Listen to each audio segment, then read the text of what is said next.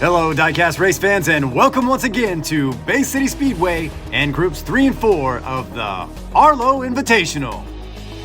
My name is Daryl and I'll be your host. A quick recap of the rules: all cars must weigh 69 grams, have tricolored paint and windows, and have an Arlo variation of their name. A reminder that the winner of this tournament will face the Enforcer in a best 3 out of 5 matchup, and this just in, the winner will be allowed fresh lube prior to that event. And a quick thank you to our fantastic sponsor throughout the tournament, Spoolheads Racing. Head on over to spoolheads.com for more product information. Tell them Daryl sent you. Now let's get going and meet our drivers for Group 3 of the Arlo Invitational at Bay City Speedway. First up on the pole position, driving for Rust Belt DIECAST Racing, this is Rustlow. Starting outside front row, from EP Videos, please welcome EP-Lo. Next up inside row 2, driving for Mini Mafia Motors, it's Mafia-Lo. And finally outside row 2, from the A-Team, this is A-Lo.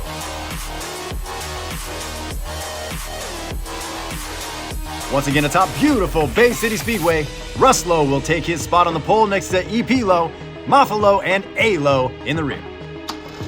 Gauge drops for racing. EP-Lo from the outside leads us out of turn 1. Rustlow drops into second.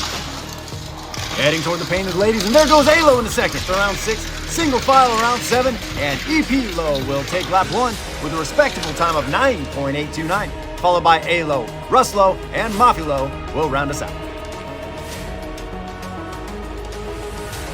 Let's take a look at our top 10 lap times of the tournament so far through the first 2 groups.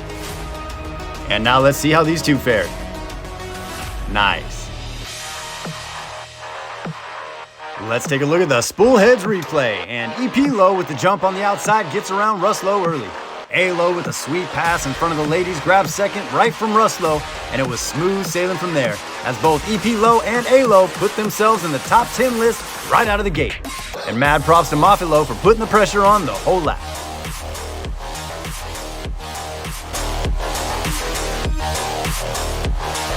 Back up top lap 2, we'll rotate our drivers 1 spot clockwise, putting EP-Lo on the pole next to A-Lo. Good thing these two look nothing alike. Rustlow will move back 1 spot next to Mafia-Lo. Down the bridge they go, door to door into the 165. EP-Lo in front, Mafia-Lo forcing himself into third. And look at the gap that opened up. EP-Lo across the cliffside, A-Lo loose and the lead increases. Around 7, A-Lo is loose again, Mafia-Lo into the back of him. A-Lo in for second, Mafia-Lo and Rustlow right behind. And EP-Lo first across with a time of 10 flat. Let's see if that's a quick enough lap time for the leaderboard. And that 10 flat slots EP-Lo now into the 4th fastest time as well. This lap here shows just how much one little mistake can completely affect a race. Mafia-Lo goes with the block early, tying up himself and Rustlow, while the front 2 cars are up here trying to set track records and stuff. But in Mafia-Lo's defense, he does make a hell of a comeback and looks like he had the speed to get around the possibly inebriated A-Lo, but he chose the wrong path. And Rustlow with a 2nd consecutive non-DNF. So there's that.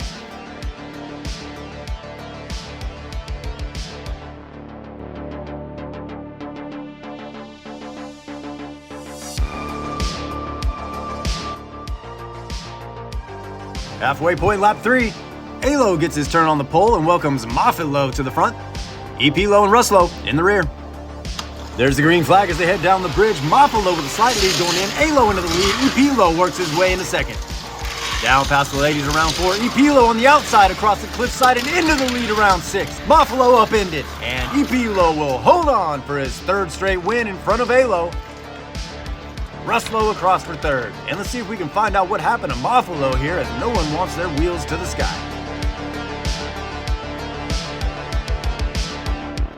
Looking at the Spoolheads replay, Mafia-Lo with a slight advantage off the bridge, short-lived as it was.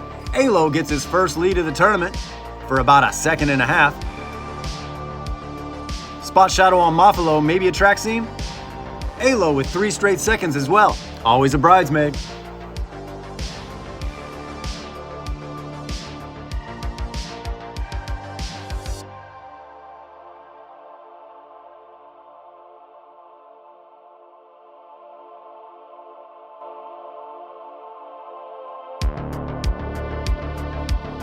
Final lap 4, folks. This is it.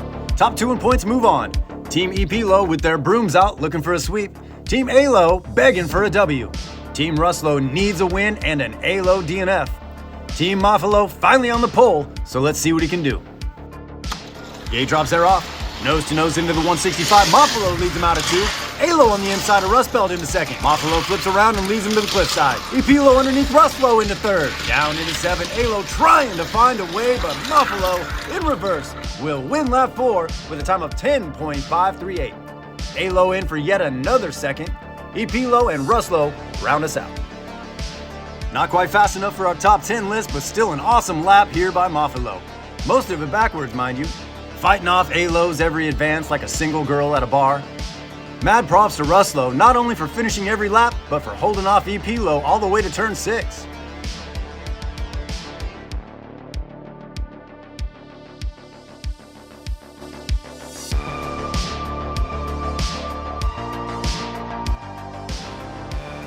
All right, let's stop delaying the obvious. The scoreboard says, congrats to EP-Lo with EP Videos with 14 points, and A-Lo from the A team with 12 points. They'll be moving on to the next round. Thanks so much to Rustlo, and especially Mafalo, who really helped us out. You guys have been awesome, but you've been out Arlo. We'll be right back after this word from our sponsor.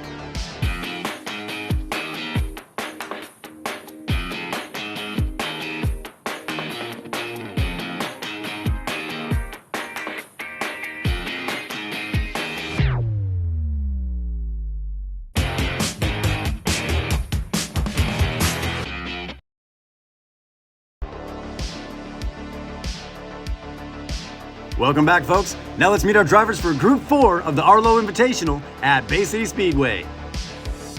First up on the pole position, driving for Indiana DIECAST, it's Jimlo. Outside front row, driving for Grumpy Cloud Racing, please welcome Grumplo.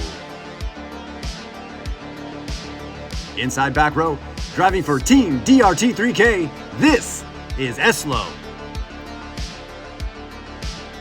And outside back row, the hometown boy, driving for Bay City DIECAST Racing, it's me, Darlow.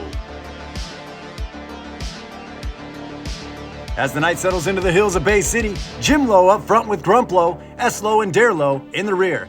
This is going to be a fun one, folks. Gate drops there off, packed tight all the way down into the 165. Grumplo cuts right in front of Eslo for second. Eslo and Darlow get caught up. Jimlo leads Grumplo down around 7. They'll take the top 2 spots.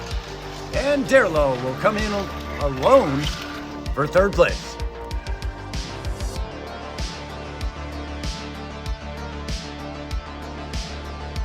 And we have a new fast time. Let's see.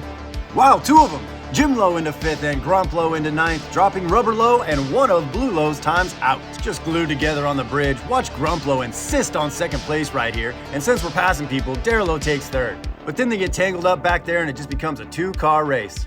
And to this day, we still don't know what happened to old Eslo. Just kidding, he fell off turn 6 Great Wizardlo style and the footage is missing.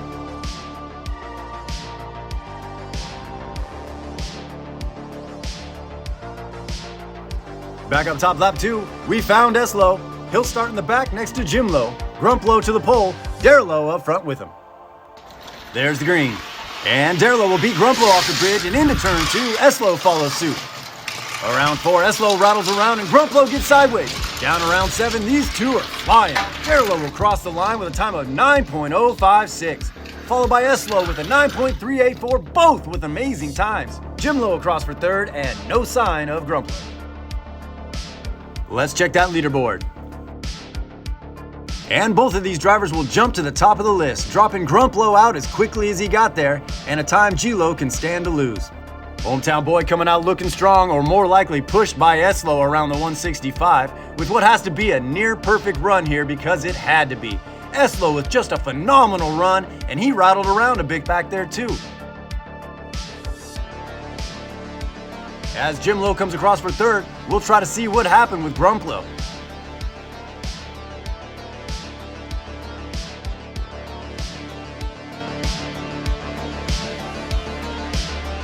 Did you see it?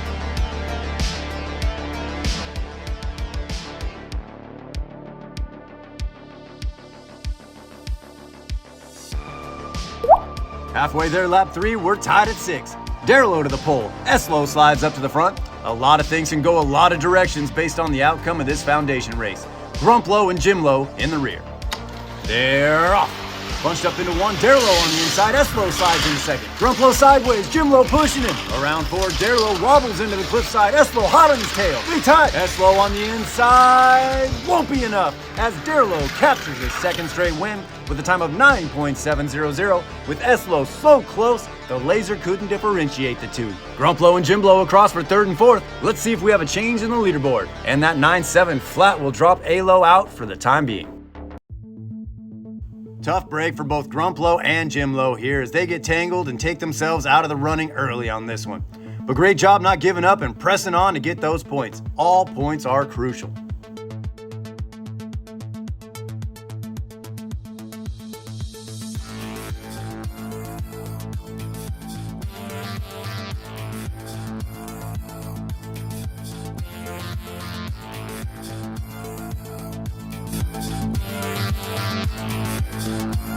Final lap 4. All 4 drivers still with an opportunity to advance to round 2.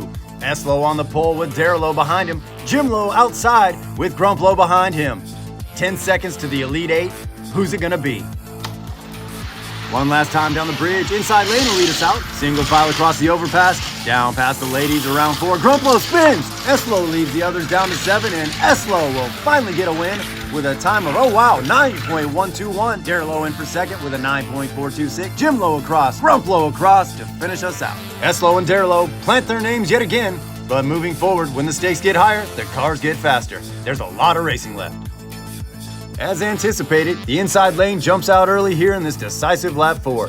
The back 2 with wonderful efforts. Grumplow with a little bit of trouble, but kept it straight for the most part. They were just overmatched in this one.